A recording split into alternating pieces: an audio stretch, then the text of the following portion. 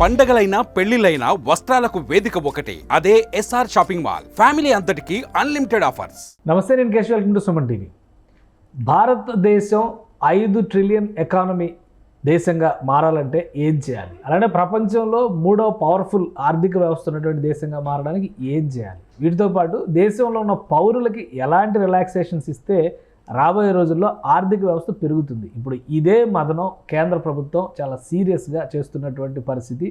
ఈ క్రమంలోనే 2025 బడ్జెట్ సామాన్య ప్రజలకి, ముఖ్యంగా మధ్యతరగతి, దిగువ మధ్యతరగతి వర్గాలకి సంబంధించి ఇన్కమ్ ట్యాక్స్ రిబేట్స్ ఇవ్వబోతుందా? రాబోయే రోజుల్లో ట్యాక్స్ లిమిట్స్ని కేంద్రం పెంచబోతుందా? ఈ అంశంపైన దేశవ్యాప్తంగా జరుగుతుంది చర్చ. ఈ చర్చలో వాస్తవం ఎంత విశ్లేషించేటువంటి ప్రయత్నం చేద్దాం. మనతో పాటు అనలిస్ట్ రాంబాబు గారు ఉన్నారు. రాంబాబు గారు నమస్కారం. నమస్కారం కేశవ్. ఇన్కమ్ ట్యాక్స్ అనగానే ఎక్కువ మంది, సాధారణంగా ఒక 30,000 35,000 జీతం దాటిన వాళ్ళందరూ కూడా ఆశగా చూసేటువంటి పరిస్థితి ఉంటుంది. 10 ఏళ్ళు అయిపోయింది నరేంద్ర మోడీ గారి ప్రభుత్వం వచ్చి. ఇప్పుడు తీసుకోబోయేటువంటి డెసిషన్ పవర్ఫుల్ నేషన్ అవడానికి, 5 ట్రిలియన్ ఎకానమీ అవడానికి ప్రాతిపదిక అవుతుంది అని కేంద్రం పదే పదే చెప్తుంది.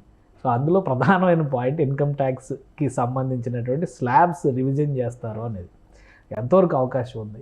అంటే గతం మీరు 10 సంవత్సరాలు 15 సంవత్సరాలు అంటే ఎన్డీఏ నరేంద్ర మోడీ గారి 2 టర్మ్లో, తర్వాత అంతకుముందు మన్మోహన్ సింగ్ గారి 2 సెకండ్ టర్మ్లో, అంటే 15 సంవత్సరాల పాటు గవర్నమెంట్స్, అంటే 15 సంవత్సరాలు బడ్జెట్ ప్రవేశపెట్టిన ప్రతిసారి కూడా ఇటువంటి చర్చలకు ఆస్కారం ఇచ్చే విధంగా వాళ్ళు స్టోరీలు కొంచెం ప్లాంట్ చేస్తుంటారు. ఓకే, గవర్నమెంట్ ప్లాంట్ చేస్తుందా, లేకపోతే కొన్ని మీడియా సంస్థలు డిబేట్ పరంగా ఉండటం కోసం, లైవ్లో ఉంచడం కోసం ఇష్యూని రైజ్ చేస్తారు. బడ్జెట్ మీద క్యూరియాసిటీ లేకపోతే, బడ్జెట్ మీద క్యూరియాసిటీ పెంచడం కోసం, లేకపోతే బడ్జెట్కి వైపుగా ప్రజల దృష్టి ఆకర్షించేటట్టు చేయటం కోసం చేస్తున్నాయా అనేది యాక్చువల్గా సందేహం. ఎందుకంటే గవర్నమెంట్ తరపు నుంచి అంటే అఫీషియల్ వెర్షన్ ఎప్పుడు రాదు. గవర్నమెంట్ కూడా ఇప్పుడు ప్రతిసారి టెస్టింగ్ ది వాటర్స్ అంటారు కదా, అలా వాళ్ళు ఒక క్లూ ఇచ్చేసి వదులుతుంటారు అనమాట. పబ్లిక్ ఫీడ్బ్యాక్ ఎట్లా ఉంది, రియాక్షన్ ఎట్లా ఉందో తెలుసుకోవటం కోసం. ఆ రియాక్షన్లో భాగంగానే నేను చూస్తాను తప్ప, ఎందుకంటే నేను 15 సంవత్సరాలుగా నేను ఒక 15 సంవత్సరాల కాలంలో దాదాపుగా 5-6 సంవత్సరాల పాటు బడ్జెట్ రావడానికి ముందు ప్రతిసారి కూడా ఈ ఇష్యూ మీద డిస్కషన్లో నేను పార్టిసిపేట్ చేసి ఉన్నాను. కాబట్టి ఈసారిది కూడా అలా కాకూడదని నా ఆశ, బట్ అలాగే ఉంటుందనేది నా అంతరాత్మ చెప్తుంది. కానీ అంటే ఎకానమీ ఇప్పుడున్న ప్రస్తుతం ఉన్నటువంటి సిస్టంలో వీళ్ళు జీడిపి పెరగాలని చెప్పారు, కన్జంప్షన్ రేట్ పెరగాలన్నారు. కానీ కన్జంప్షన్ రేటు బాగా తగ్గిపోవడం వలన సర్క్యులేషన్ కూడా పడిపోయింది అనేటువంటి ఒక విమర్శ ఉంది. ఇది గ్రో అవ్వాలంటే ఏం చేయాలని ఈ మధ్య ప్రధానమంత్రి గారు ఎకనామిస్టుల అందరితో కూడా ఒక మీటింగ్ ఆర్గనైజ్ చేశారు. ట్యాక్సేషన్ మీద రకరకాల అభ్యంతరాలు వచ్చినాయి. ఓకే, సో అందులో ఇన్కమ్ ట్యాక్స్ లిమిట్స్ కూడా ఒక చర్చ అని బయటకు వచ్చింది. సో అది అందరూ సజెస్ట్ చేశారు కాబట్టి కన్సిడర్ చేయడానికి అవకాశం ఉండొచ్చండి. ఎందుకంటే మనం ఏంటంటే ఎమర్జింగ్, మనం ఎంత చెప్పుకున్నా, మనం 5వ పెద్ద ఆర్థిక వ్యవస్థ, 3వ పెద్ద ఆర్థిక వ్యవస్థ, 5 ట్రిలియన్ ఎకానమీ ఎంత చెప్పుకున్నా కూడా మన ఏంటంటే ఎమర్జింగ్ ఎకానమీ కానీ మనం చూడాలి. ఓకే, ఎందుకంటే అభివృద్ధి చెందిన దేశాలు, వెస్ట్ యూరోప్లో కానీ, అమెరికాలో కానీ, లేకపోతే ఏషియాలో ఉన్నటువంటి జైంట్స్, చైనా, జపాన్, మీకు ఆస్ట్రేలియా, ఇటువంటి కంట్రీస్, సింగపూర్ లాంటి కంట్రీస్లో కూడా ఇన్కమ్ ట్యాక్స్ స్లాబ్ అనేది చాలా ఎక్కువగానే ఉంటుంది. పర్సనల్ ఇన్కమ్ మీద స్లాబ్ అనేది ఎక్కువగానే ఉంటుంది, కార్పొరేట్ స్లాబ్ తక్కువగా ఉంటుంది. ఇండియాలో ఏంటంటే అభివృద్ధి చెందిన దేశాల సరసన ఉన్నట్లుగా మనం కూడా ఏంటంటే ఒక 10% స్లాబ్లోకి వచ్చేవాళ్ళు చాలా తక్కువ మంది ఉంటారు ఇన్కమ్ ట్యాక్స్లో. 30% స్లాబ్లోకి వచ్చేవాళ్ళు ఈ మధ్య ఎక్కువగా పెరుగుతున్నారు. అంటే వయామీడియాగా మనం చూస్తే ఒక 60 to 65% of the income tax payees ఈ మధ్య 20% బ్రాకెట్లో ఉన్నట్లుగా గణాంకాలు చెప్తున్నాయి.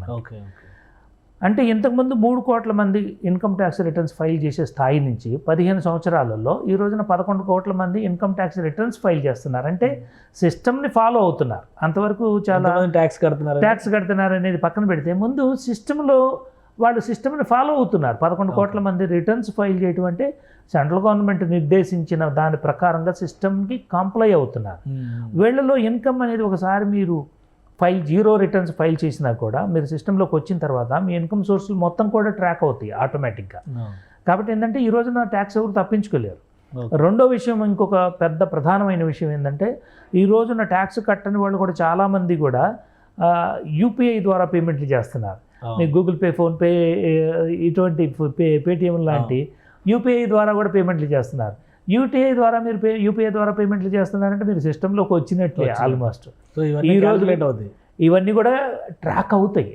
ఆబ్వియస్గా ఏంటంటే ఈ రోజున మీకు యూపీఐ అంటే బ్యాంకింగ్ వ్యవస్థని, డిజిటల్ బ్యాంకింగ్ని సామాన్యుడి దగ్గరికి తీసుకెళ్లాలన్న ఉద్దేశంతో government of India UPI back బోన్ని, మంచి ఇన్ఫ్రాస్ట్రక్చర్ని క్రియేట్ చేసి ఈ రోజున యూపీఐ ట్రాన్సాక్షన్స్ ఇక్కడ జరిగినట్లుగా సామాన్య మానవులు ఎక్కడ చేయట్లేదు ప్రపంచం మొత్తం మీద. That is our achievement. యాక్చువల్గా ఏంటంటే credit goes to the RBI and all the UPI backbone create చేసిన వాళ్ళు వీళ్ళందరూ NPCI, national payment corporation of India లాంటి వ్యవస్థలకి ఈ క్రెడిట్ దక్కాలని నేను కోరుకుంటాను. ఎందుకంటే they are least credited people అనమాట. యాక్చువల్గా యూపీఐ అనేది ఈ రోజున అరటిపళ్ళు అమ్మే వాళ్ళ దగ్గర నుంచి, కోడిగుడ్లు అమ్మే వాళ్ళ దగ్గర నుంచి, కూరగాయలు అమ్మే వాళ్ళ దగ్గర అందరూ వాడుతున్నారు. వీళ్ళందరూ డిజిటల్ ట్రాన్సాక్షన్, ఇల్లిటరేట్స్ కూడా యూపీఐ వాడే స్థాయికి తీసుకొచ్చిన ఎన్పిసిఐ, ఆర్బీఐ నిజంగా అభినందించదగిన వ్యవస్థలు. నిజంగా వాళ్ళకి డ్యూ క్రెడిట్ దక్కాలి. గవర్నమెంట్ ఇనిషియేటివ్ ఎనీవే ఉంటుంది. Government of the day they have to do some innovation. కాబట్టి ఇది చేసిన తరహాలోనే ట్యాక్స్ వరకు వచ్చే వరకు ఇన్కమ్స్ అనేది ఇంతకుముందు కంటే గ్యారంటీగా పెరిగినాయి. ఎందుకంటే పెరుగుతున్న ఆర్థిక వ్యవస్థలో మీరు ఎప్పుడైతే ఇన్ఫ్రాస్ట్రక్చర్లో మీరు పార్టిసిపేట్ చేస్తారో, either as a contractor or as a మీకు ఒక ల్యాండ్ ఉంది, మీ ల్యాండ్ మీదుగా రోడ్ వేస్తున్నారు. ఈ రోడ్ వేసేటప్పుడు రోడ్ వేసే కాంట్రాక్టరు లబ్ధి పొందుతాడు, మీకు పక్కన ల్యాండ్ ఉన్న మీరు లబ్ధి పొందుతారు, మీ ల్యాండ్ని లీజుకు తీసుకున్న బిజినెస్ పెట్టిన వాళ్ళు కూడా లబ్ధి పొందుతారు. ఆ రోడ్డు మీద వెళ్ళే టోల్కి తీసుకున్న టోల్ కాంట్రాక్టర్ కూడా లబ్ధి పొందుతాడు. రోడ్డు మీద వెళ్ళే గూడ్స్ ట్రాన్స్పోర్టర్ కూడా లబ్ధి పొందుతాడు. ఇన్ని రకాలుగా ఏంటంటే మల్టిప్లికేషన్ ఎఫెక్ట్ ఉన్నప్పుడు, ఈ మల్టిప్లికేషన్ ఎఫెక్ట్లో మీకు ఇన్ఫ్రాస్ట్రక్చర్ కానీ గవర్నమెంట్ ఇనిషియేటివ్స్ ఇన్కమ్ని ఎక్కువ జనరేట్ చేస్తున్నాయి. మరి ఆబ్వియస్గా ఇన్కమ్ జనరేట్ చేసినప్పుడు ట్యాక్స్ పే చేయాలి కదా. ఇన్కమ్ జనరేట్ చేసేటువంటి క్రమంలోనే ట్యాక్సేషన్ పాలసీలో ప్రధానంగా జిఎస్టీ దగ్గర నుంచి ప్రతి దానిలోనూ ట్యాక్స్ వసూలు చేస్తూ మళ్ళీ ఇన్కమ్ ట్యాక్స్ని టార్గెట్ చేయడం అనేది, పర్సనల్ ఇన్కమ్ని టార్గెట్ చేయడం అనే దానిపైన ఎక్కువ అబ్జెక్షన్స్ ఉన్నాయనేది ఇప్పుడు చెప్తున్నటువంటి మాట. కరెక్ట్. సో దీన్ని కరెక్ట్ చేసేటువంటి అవకాశం ఉంటుందా లేదా? అంటే కరెక్ట్ చేయాల్సిన అవసరం అక్కడక్కడ ఉంది. ఎందుకంటే మనం చూసినట్లయితే కొన్ని పాల మీద ఆ మధ్య జిఎస్టీ పెంచినప్పుడు పాల మీద కూడా వేసారు, పాల ధరల మీద, పాప్కార్న్ మీద వేసినప్పుడు ఆబ్వియస్గా మనకి ఏంటంటే మనం ఫ్రీకి అలవాటు పడినప్పుడు సడన్గా మనం ట్యాక్స్ పెడితే ఆ షాక్ ఎఫెక్ట్ అనేది ఉంటుంది. ఆబ్వియస్గా మీరు మొక్కజొన్న కంకుల్ని ఉడకబెట్టుకొని తింటే దాంట్లో ఏం వాల్యూ ఎడిషన్ లేదు. మీరు మిషన్లో వేసి దానికి ఆయిల్ రాసి, బట్టర్ రాసి, దాన్ని ఒక ప్యాకింగ్ చేసి మీరు దాన్ని 30 రూపాయలు దాన్ని 150 రూపాయలకు వసూలు చేసినప్పుడు ఆబ్వియస్గా ట్యాక్స్ అట్రాక్ట్ అవుతుంది, ట్యాక్స్ కట్టాలి. దాని మీద ట్యాక్స్ వేయటం అనేది పాప్కార్న్ ఏదైతే బ్రాండెడ్ పాప్కార్న్ ఉందో ప్రాసెస్ అయిన ప్రతి గుడ్కి మరి ట్యాక్స్ కట్టాలి కదా. వాళ్ళు ఏమి ఊరికే ఛార్జ్ చేయట్లేదు, కస్టమర్స్కి ఛార్జ్ చేస్తున్నారు కదా. వాళ్ళు చేసినప్పుడు పాప్కార్న్ మీద కూడా జిఎస్టీ వేస్తే తప్పే ఉంది, ఏమీ లేదు అందులో. ఈ ఏంటంటే కొంచెం షాకింగ్ ఎఫెక్ట్స్ కాబట్టి మనం డిస్కషన్లోకి వస్తుంటాయి. కానీ అంటే సినిమా చూస్తూ, వినోదంగా సినిమా చూస్తూ మీరు పాప్కార్న్ తింటుంటే కూడా జిఎస్టీ వేస్తారా అని కొంతమంది అనొచ్చు. కానీ మీరు 150 రూపాయలు పెట్టి పాప్కార్న్ కొంటున్నారు కదా, 100 రూపాయలు పెట్టుకోండి. అక్కడ ఆప్షన్ లేదు కదా. ఆప్షన్ ఉంటే ఆప్షన్ లేదు. బట్ ఆప్షన్ మీరు చూజ్ చేసుకుంటున్నారు. Nobody is forcing to buy you. ఎవరు నిన్ను బలవంతం పెట్టట్లేదుగా పాప్కార్న్ కొనమని. ఇష్ట ప్రకారమే కొంటున్నప్పుడు ట్యాక్స్ కట్టడంలో తప్పేం లేదు అనేది నా పర్సనల్ అభిప్రాయం. గవర్నమెంట్ అభిప్రాయం కూడా అది అయ్యి ఉండొచ్చు కాబట్టి వాళ్ళు ట్యాక్స్ వేస్తూ ఉంటారు. ఇప్పుడు ఈ ట్యాక్స్ రివిజన్స్ అనేవి అంత ఆశించినట్టుగా ప్రచారంలో ఉన్నంత ఎక్కువగా జరగకపోవచ్చు. ఎందుకంటే మనం చూస్తే ఈ రోజున దాదాపు 40 లక్షల కోట్ల బడ్జెట్ సెంట్రల్ గవర్నమెంట్ది. కేశవ్ గారు, మీరు 40 లక్షల కోట్ల బడ్జెట్ కనుక చూస్తే దీన్ని మన ఫెడరల్ గవర్నమెంట్ దగ్గర సెంట్రల్ గవర్నమెంట్ దగ్గర ఫండ్స్ సోర్సు చాలా తక్కువ. కేశవ్ గారు, ఈ రోజున మీరు చూసినట్టయితే డివల్యూషన్ ఆఫ్ ది ట్యాక్సెస్ కింద 42% నరేంద్ర మోడీ గారి గవర్నమెంట్, అంటే వచ్చిన ప్రతి రూపాయలు 42 పైసా రాష్ట్రాలకి తిరిగి ఇచ్చేస్తున్నారు. గవర్నమెంట్ దగ్గర ఎంత ఉంది? 58 పైసా. ఈ 58 పైసాలో నేషనల్ ఎడ్యుకేషన్ పాలసీ కింద, నేషనల్ ఇన్ఫ్రాస్ట్రక్చర్ పాలసీ కింద, నేషనల్ డిఫెన్స్ పాలసీ కింద వాడు ఖర్చు పెట్టాల్సింది మోర్ దాన్ 58 పైసా ఉంది. సెంట్రల్ గవర్నమెంట్ దగ్గరే ఫండ్స్ లేనప్పుడు ఉన్న ట్యాక్స్ పేయర్స్కి మనీ తగ్గించడం అనేది మాత్రం సాధ్యం అంటే ఫిజికల్గా అది పాసిబిలిటీ లేదనేది నా అభిప్రాయం. సాధ్యం కాదు అది. ఎందుకంటే సెంట్రల్ గవర్నమెంట్ దగ్గర మీడియా హైప్, ఒక డిబేటు, డిస్కషను, అంటే మేము ప్రజల అభిప్రాయాలను ప్రతిబింబిస్తున్నాం అని చెప్పే క్రమంలో కొన్ని మీడియా సంస్థలు, లేకపోతే కొంతమంది మేధావులు, కొన్ని ఇన్స్టిట్యూషన్స్ చేస్తూ ఉండుండొచ్చు. కానీ but government out of the way వెళ్ళి మాత్రమే ఈ ట్యాక్స్ కట్ చేయాలి తప్ప, ఫిజికల్గా కనుక చూసినట్లయితే అంటే మీకు స్థూల జాతీయోత్పత్తి కానీ లేకపోతే స్థూల ఆదాయ వ్యయాలు కానీ కనుక సెంట్రల్ గవర్నమెంట్ దృష్టిలో పెట్టుకుంటే తగ్గించడానికి ఛాన్స్ లేదనేది నా అభిప్రాయం. రైట్. ఇప్పుడు కాదు, నెక్స్ట్ 10 years కూడా. ఎందుకంటే మనం ఈ రోజున 3.3 ట్రిలియన్ డాలర్ ఎకానమీలో ఉన్నాం. ఈ $3.25 ట్రిలియన్ ఎకానమీలో మనం దాదాపు $2 ట్రిలియన్ ఇన్ఫ్రాస్ట్రక్చర్ మీద ఖర్చు పెట్టాలని నరేంద్ర మోడీ గారి గవర్నమెంట్ ప్రయారిటీ సెక్టర్గా పెట్టుకుంది. అది పెడుతున్నారా లేదనేది పక్కన పెడదాం. ప్లానింగ్ ఎలకేషన్ అయితే జరిగింది. ఈ ఎలకేషన్స్లో 2.2 ట్రిలియన్ అబోవ్న మీరు ఇన్ఫ్రాస్ట్రక్చర్ మీద ఖర్చు పెడితే దాదాపుగా మీకు $500 trillion defence, education, health policy మీద ఖర్చు పెట్టాల్సి వచ్చినప్పుడు గవర్నమెంట్ దగ్గర కుషన్ ఎక్కడుంది ట్యాక్స్ తగ్గించడానికి అనేది నా ప్రధాన ప్రశ్న. కుషన్ లేదు అక్కడ. ఈ కుషన్ లేనప్పుడు గవర్నమెంట్ ఏం చేస్తుందంటే ఇక్కడ కాకపోతే అక్కడ, ఇక్కడ కాకపోతే అక్కడ అనేది మొత్తం ఎడ్యుకేషన్ పాలసీ తీసుకొచ్చేసి ఎడ్యుకేషను రేషనలైజ్ చేయటం. ఎడ్యుకేషను ఈ రోజున మోస్ట్ ఎక్స్పెన్సివ్ థింగ్ అయిపోయింది ఇండియాలో. మిడిల్ క్లాస్కి, హయ్యర్ క్లాస్కి పర్వాలేదు, లోవర్ మిడిల్ క్లాస్కి పర్వాలేదు, కానీ మిడిల్ క్లాస్ వాళ్ళకి ఏంటంటే education is becoming very expensive. ఈ ట్యాక్సులు తగ్గించే బదులు నా దగ్గర 3 ఉపాయాలు ఉన్నాయి. ఒకటి ఏంటంటే ఎడ్యుకేషన్ ఫీజుని రేషనలైజ్ చేస్తే మిడిల్ క్లాస్ ఫ్యామిలీస్ బాగా పడుతాయి, వాళ్ళకి ఈ ట్యాక్స్ కట్ చేసిన దానికంటే కూడా ఎక్కువ సంతోషపడతాయి అనేది నా అభిప్రాయం.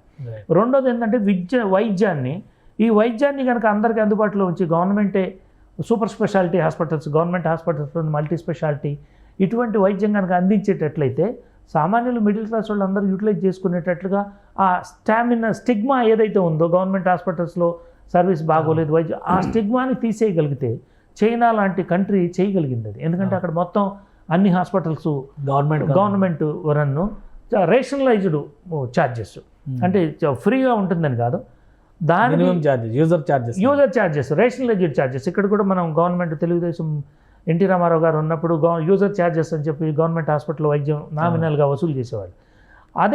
అది కొనసాగి అంటే అలాంటి తరహాలో సెంట్రల్ గవర్నమెంట్ కనుక వైద్యాన్ని కనుక రేషనలైజ్ చేసి వైద్య ఛార్జీలు కనుక తగ్గిస్తే అదే మిడిల్ క్లాస్ ప్రజలకి చేసిన పెద్ద లబ్ధిగా మనం భావించవచ్చు. అలాగే మూడోది ఏంటంటే ఇక్కడ ఎడ్యుకేషన్ అంటే పిల్లలకు ఉన్నటువంటి ఇన్ఫ్రాస్ట్రక్చరు. ఈరోజు మనం హ్యూమన్ డెవలప్మెంట్ ఇండెక్స్ గురించి ఆలోచిస్తున్నాం. మనం అభివృద్ధి చెందిన దేశాల సరసన చేరాలంటే మన మ్యాన్ పవర్ కూడా ఆ స్థాయిలో ఉండాలి. హ్యూమన్ డెవలప్మెంట్ ఇండెక్స్ పారామీటర్స్ అన్నీ పెంచుకోవాలి. మన దేహదారుఢ్యం పెరగాలి, లైఫ్ ఎక్స్పెక్టెన్సీ పెరగాలి, మనం ఇంటర్నేషనల్ ఎరేనాలో మన స్పోర్ట్స్లో కనుకైతే ఈక్వల్ కాంపిటెన్సీ ఉండాలి మనకి. ఆ స్థాయిలో హ్యూమన్ డెవలప్మెంట్ ఇండెక్స్ని డెవలప్ చేస్తే గవర్నమెంటు ఈ మూడిటికి మీద ప్రయారిటీ పెట్టేసి అందరికీ అందుబాటులో కనుక ఉంచినట్లయితే ట్యాక్స్ తగ్గించిన దానికంటే కూడా ఎక్కువ ప్రజలు హర్షిస్తారనేది నా నమ్మకం. రెండోది, మీరు ఇంతకుముందు క్వశ్చన్ అడిగారు, అంటే ఇప్పుడు కన్జంప్షన్ తగ్గింది కాబట్టి ఈ మనీ ఫ్లో కనుక మార్కెట్లో పెడితే ఎట్లా ఉంటుందనేది. కన్జంప్షన్ తగ్గినప్పుడు డిస్పోజబుల్ ఇన్కమ్ ఏదైతే మన దగ్గర ఉంటుందో అది మార్కెట్లోకి వస్తుందనేది మీకేదో ఒక థియరిటికల్ అసెస్మెంటే తప్ప ప్రాక్టికల్గా జరిగినట్టు చరిత్రలో ఎక్కడా లేదు. ఇప్పుడు మీరు ట్యాక్స్ తగ్గించినంత మాత్రాన అది కరెక్ట్గా కన్స్ట్రక్టివ్ వేలో కన్జంప్షన్ పెంచుతుందా అంటే లేదు. జనం ఈ తీసుకొచ్చి అందులో స్పెక్యులేషన్లోనే ఉంటుంది.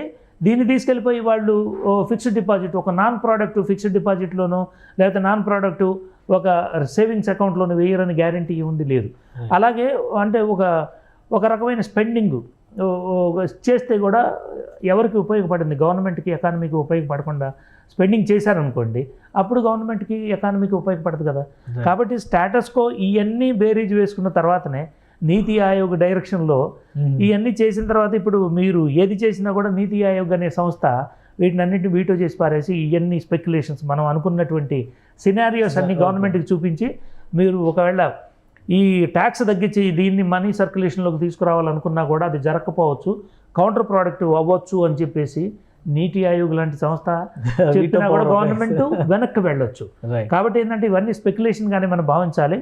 బట్ ఎకానమీ పెరగాలి, ఎంప్లాయ్మెంట్ పెరగాలి, దాని మీద దృష్టి పెడితే government tax stops, tax incentives ఎవరు ఎక్స్పెక్ట్ చేయరు అనేది నా ఉద్దేశం.